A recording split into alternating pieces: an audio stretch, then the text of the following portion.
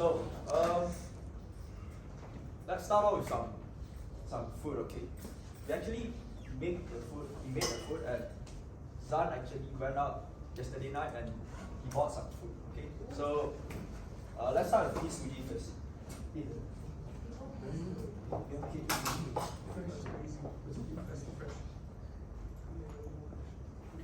Okay, miss, we'll have to blindfold you, okay? So, are you allergic to anything? Not that I know. But what is it? You need to guess. Do you have any meat in it? Yeah, chicken. Just chicken, okay? We'll blindfold you and you need to guess What's left red? the country, okay? The food country. Oh, okay. Yeah. So, let's blindfold you. Do you want to put it for you or? Oh, okay.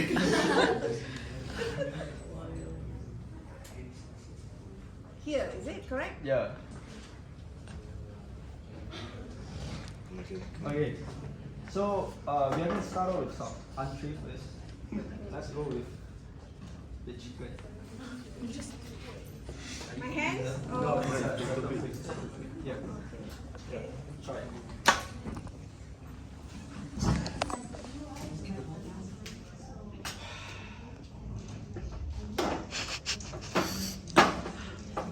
Okay, first of all, is it good, miss? Is it tasty or? Okay. So it's just moderate. Yes. Okay. Then let's move on to the dessert. So this one is another one.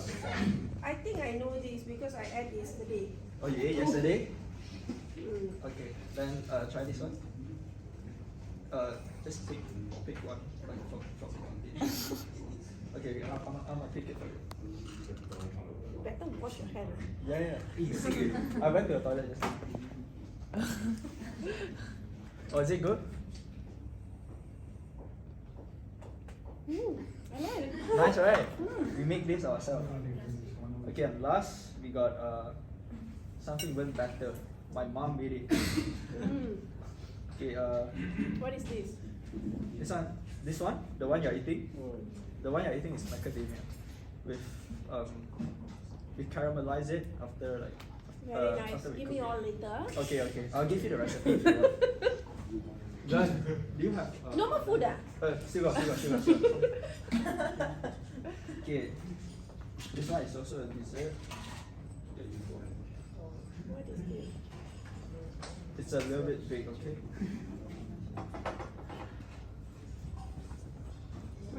This one is good, right?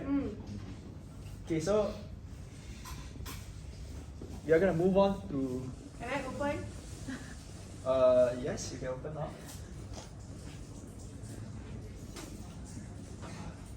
So this one is I knew this is the chicken, right? It tastes. the Middle Eastern. Yeah. Okay, can you guess? Can you guess the country? Portuguese. No, Portugal. Yeah.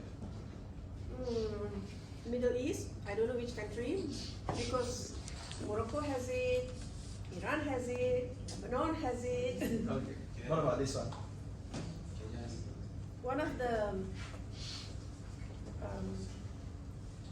South American countries. No. South Asia. Kyrgyzstan, Kazakhstan. Oh no. South Asia, Vietnam. No. Very near. No. You tell the warm or hot or cold? It's between China and India. Nepal. Yeah. Nepal got this. Yeah, this one is the dessert. Nepal got this done. Yeah, this one is their traditional dessert. Oh, they have this tree, yeah. Yeah. Oh, thank you very much. Nice, right? Oh. We learned it from. We found a recipe online and we caramelized it. Good. Yeah. Thank you very much. Okay. Do you want the whole thing or what? No, like we share. Okay. We can share later. Okay. Thank you. Thank you, miss. So we start off this presentation. So today's presentation is about presenting three countries, presenting a first world country, developing country, and poor country. So the country we present today is Portugal, Nepal, and Kenya. So we will talk we'll talk about the historical background of the country, social factors, economic factors, and the political background of the country. So we start off with Spain as the first world country for Portugal.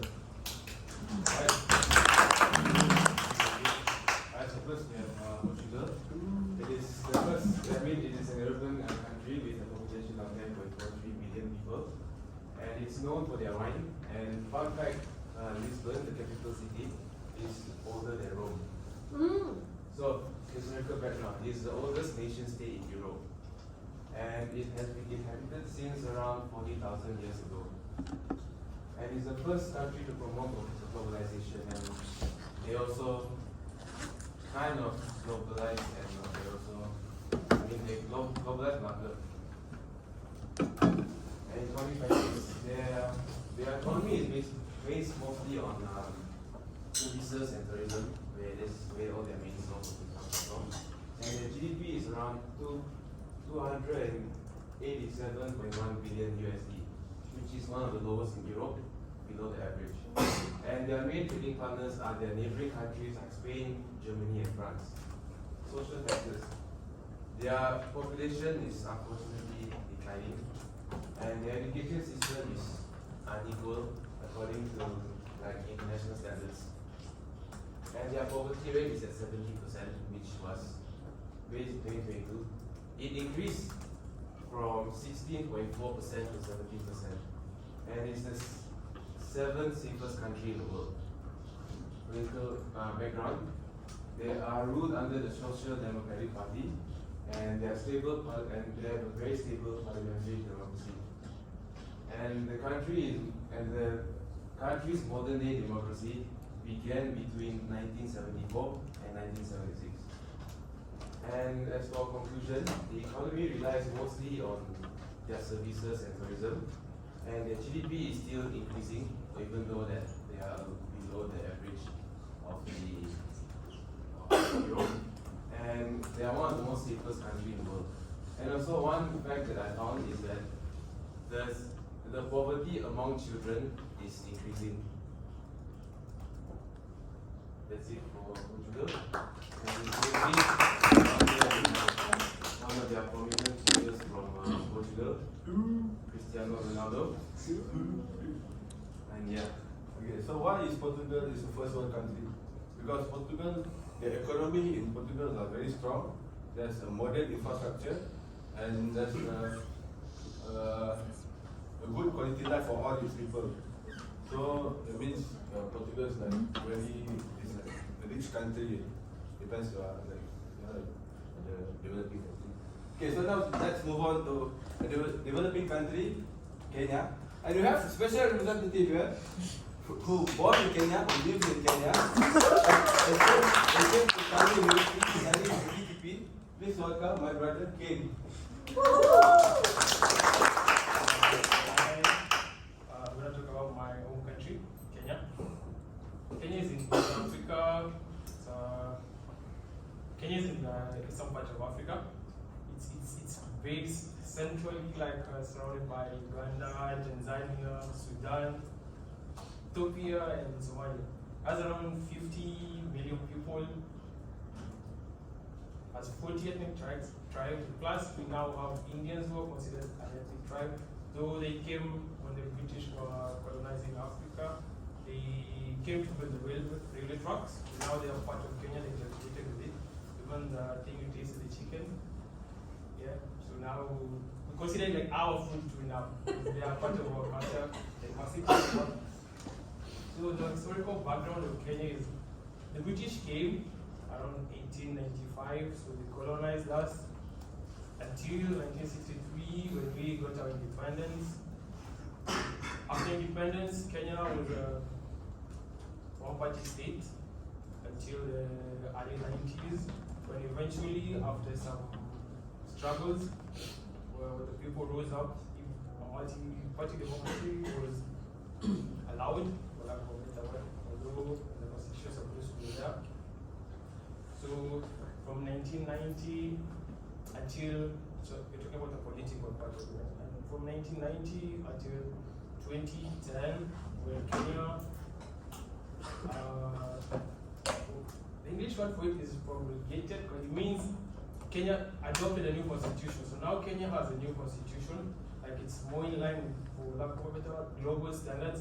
It encompasses everything, which is good for us, but at the same time, there's no political goodwill behind it because of corruption. Everyone still wants to hold on to power, unfortunately for us, but it's a work in progress. So, economic factors in Kenya became a middle-income country in 2014. So on paper, this is a very good thing, but the reality of it is that people don't really feel the impact so much yet, as much as they say Kenya is growing. Our biggest partners in terms of trade are China, other African countries, and the EU. The GDP is 114 billion, but the problem is, yes, the economy is growing, but there is income inequality.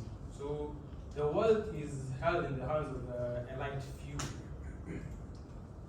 So going on to the social factors, since we had the new constitution, in 2002, the president back then made education, free primary education, accessible to everyone. So now Kenya has a high literacy rate of like 80%, but the problem is with the education in the major towns and cities, it's really good. In the rural areas, not so much, so there's that disparity a bit. Also, because everyone is moving to the cities, because that's where the job opportunities are, it has got housing issues. So now we have the biggest slum in Africa, unfortunately, around 300,000 people in the capital city. But the government is working around it through building social houses, so they are trying to improve the infrastructure for people there. And, the poverty rate is 35%. The problem with the poverty rate is because there's no, we have a high growth rate, so there's very high young people, then there's no employment opportunities. So now people are doing informal jobs. Informal jobs don't come with, there's no guarantee of the job first of all. The wages are low, which means sometimes you don't get to do anything, unfortunately, so it's a struggle. So in conclusion, Kenya is growing, it has potential, but it needs like the goodwill of its leaders, which is a work in progress. The constitution is there, it's helping out a lot, but yeah, we'll get to that. So thank you guys. So Kenya is a developing country because the country is still improving by economic infrastructures and the public transportation is there. So they're still improving their country. So next we move to the poor country. This Punk will present their country. So, Nepal is a beautiful landlocked country located in between China and India. So do you guys know what is a landlocked country? It's a country surrounded with only land, there's no sea, there's nothing out there. With a population of 1.1 million, Nepal is home to the world's tallest mountain, Mount Everest, which attracts thousands of adventurers across the globe. Nepal also boasts an incredible cultural identity with more than 140 ethnic groups and 124 languages. So this reflects like the unique blend of cultural and heritage in Nepal. But with all the advantages above, why is Nepal is considered like one of the poorest countries in the world? Now let's dive into some history of Nepal. For more than 240 years, Nepal, or the Kingdom of Nepal, was ruled by the Shah dynasty, led by Narayan Shah, the king of Shah dynasty, the first king who united Kingdom of Nepal in 1768.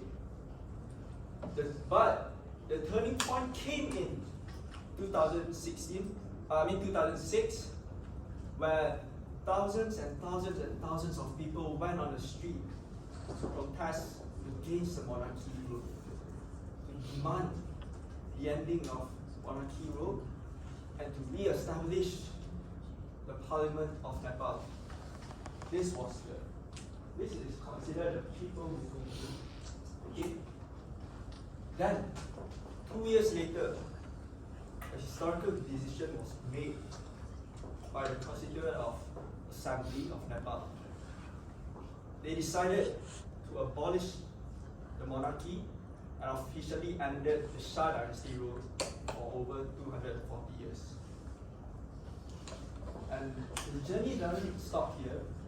In September 2015, they went on and introduced the new constitution of Nepal to promote democracy and federalism.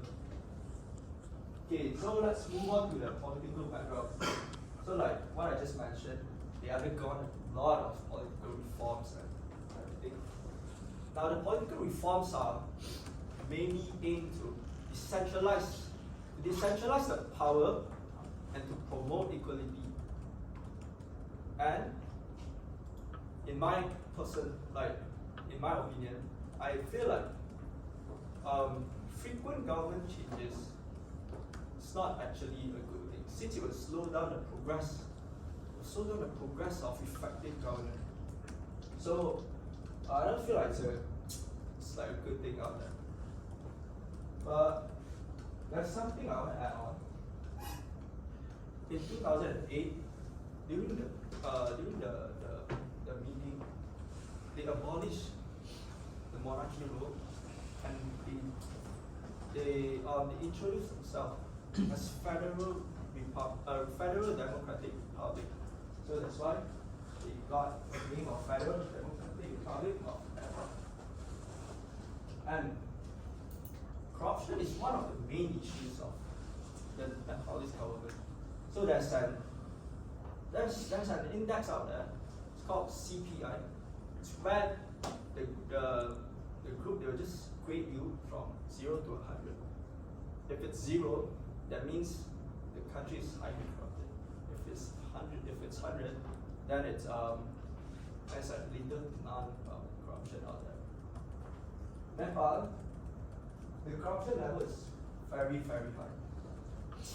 They got graded, and I think it was 85 out of 100, which shows that Nepal is a highly corrupted nation. They are ranked among the highest corrupted nations. And for the economic factors, Nepal relies heavily on agricultural and tourism, with more than 60% of the population involved in farming. But then, even with more than 60% of the population involved in farming, there are still issues like low productivity due to outdated techniques, small-scale farming, natural disasters, and more. And they rely very heavily on tourism also, since they capitalize the beautiful landscape of Nepal, like Mount Everest and everything, to attract adventurers from across the world, from all over the world. And one of the main reasons I think Nepal's economy is so behind is because of lack of industrialization. Now, if a country is under industrialized, it leads to several problems. One of the biggest one is job opportunities. If there's less job opportunities, the people then might have to migrate abroad and work at maybe Malaysia, Indonesia, and others, Singapore. So I think that's why they are lacking industrialization in their country. And the GDP of Nepal is reflecting, the GDP of Nepal is around 40.9 billion, which reflect growth from 2018 to 2024. Now the social factors, the population is increasing, but I don't think it's a good thing for Nepal, since since you add pressure on the resources there, the limited resources there, and public services. And the caste system is one of the main factors that shape the Nepalese society. And the HDI of the country is 0.601, which ranks 146 out of 193 countries. And the poverty rate is around 30.37. So as a conclusion, I still think that Nepal is the least developed country since they are lacking like all the factors of it. Thank you.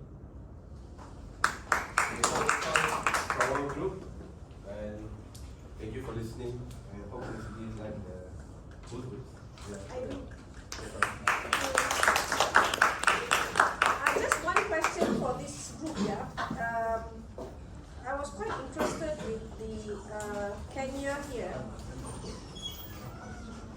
When you say Kenya is growing, what do you mean by growing?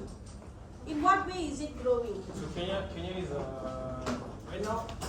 Initially, Kenya was agriculture based because it was a major earners, right? Now we are focusing more on the service industry, and mostly In what industry? service industry. Service industry. Yeah, Meaning service industry in what way? Hotel? Hotels, Tourism? yes. Hotels, and by hotels, I mean now we offer like conference facilities. People come to have the events in Kenya. And then also focusing now more on technology. So because education became free, a lot of people are Free! Yeah. Look at that! Kenya can get No, free! but then it's just Not primary, managed high there. school, so not all of it. And so yeah, on paper, yes, we're growing. By building it means now we get to access more loans.